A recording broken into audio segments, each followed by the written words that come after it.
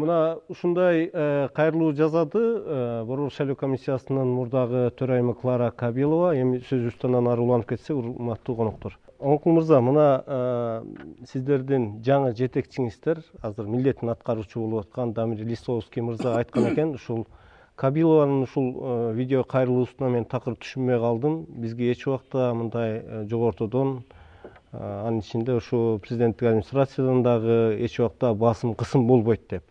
Сиз эмне айта аласыз бул боюнча? Дамир Владимирович Лисовский азыр төрайымдын милдетин аткарып атат, төраганын милдетин аткарып атат. Эми ал кишинин берген жообуна мен эч кандай комментарий бере албайм. Анткени ал киши өзүнүн позициясын билдирип атат да бул жерде. Менин оюмча ошондой. Мына Ак Шуңкар партиясы да дүйшөмбү күнү билдирүү таратты да. Анда айтыптыр, ошо өткөн жылы 2007 жылдын 16 декабрында өткөн парламенттик шайлоодагы мына Кабилованын кайрылуусунан кийин анын жыйынтыктары күмөн туудурат деп. Сиз айта аласызбы, ошол парламенттик шайлоо акыйкат, калыс, таза өткөн деп? Мен өзүм сыйлаган, кыргыз эли сыйлаган саясатчылардын бири Өмүрбек Чиркешев бул жерде отурат. Азыр ал кишинин жанагы поступкасын абдан принципиальный деген баа берип атат. Ал эми өткөн жылы декабрда шайлоонун жыйынтыгы менен Ата мекен партиясы кирбей калгандагы позициясын Өмүрбек Чиркешевич ошол эле башка саясий партиялар кандай баа берип, кандай баалап жүргөн жалпы кыргыз эли билет. Массалык маалымат каражаттары аркылуу, бул кишилердин билдирүүлөрү аркылуу.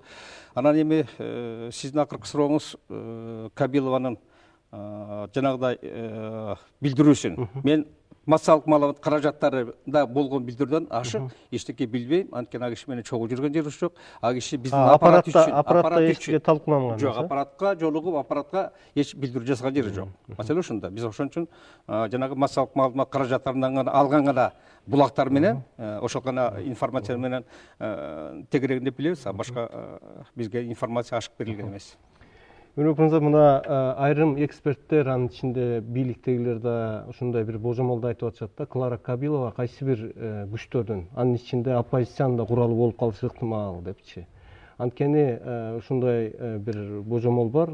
Кабилова менен оппозиция тыгыз иштешип туруп, анан аны кайсы бир деңгээлде тургай форумдарда, сайттарда чыгып атат. Сатып алган да болушу мүмкүн. Ишенбай Кадырбеков чоң акча берип сатып алган болушу мүмкүн. Оппозиция чоң акча берип сатып алган болушу мүмкүн деп атат да. Сиз ушундай суроолорго кандай жооп бересиз? Клара Кабилова, мен биздин партиядан жылдырылган эки талапкер боюнча кайрылгам.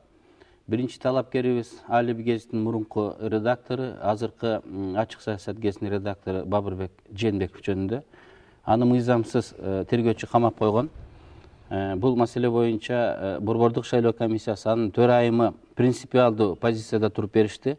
Бүгүн ал тергөөчүгө каршы ген прокурор тарабынан иш козголду. Экинчи кайрылган маселе азыр түрмөдө 6 айдан бери жаткан Ишенбай Кадырбековду убактылуу 5 октябрга чейин түрмөдөн сыртка чыгарып, шайлоого катышканга уруксат берүү болгон. Буну биздин мыйзам уруксат берет. Борбордук шайлоо комиссиясы бул да абдан принципиалдуу туруп берди. Төрайымы баш болуп бир добуштан Ишенбай Кадырбеков 5 октябрга чейин бошотулуп, шайлоого катышканга мүмкүндүк берилсин деген чечим чыгарды. Мына ушунун өзү көргөндө 1 жума, 2 жумага убактылуу чыккан бул сатып алыптыр деген сөздөн алыс. Анткени шаардык кеңешке шайланган күндө деле бул иммунитет бербейт. Аны эртеси шайланган, эртеси каалаган алып барып отургузуп койсо болот. Ошондуктан мындай шек саноолор күнөөсүз. Бул бир гана нерсени далилдеди. Ишенбай Кадырбеков саясий мотивден улам отурат. Ушунчалык чоң адамдар анын тагдырына кызыгып, Борбордук шайлоо комиссиясынын төрагасын өлтүрөм, жоготом дегенге чейин баргандын өзү.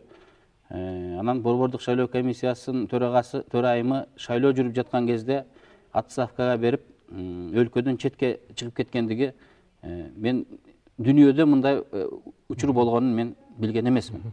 Ал эми декабрдагы шайлоолор боюнча Кабилова өзүнүн принципиалдуу баасын айтат деп мен ишенем. Анткени бул анын кадамынын логикалык уландысы. Эгер айтылбай калган болсо, ал жасаган иш жарым-жартылай болуп калат. Ал эми ал жаңылык. Албетте өлкөдөгү саясий ситуацияны өзгөртөт. Ошондуктан Кабилованын жана анын жакындарынын өмүрү жана ден соолугу мен коркунучта деп эсептейм. Анткени аны айттырбай койгонго, анын жаабы жашырып койгонго аракет кылган эбегейсиз күчтүү группалар бар.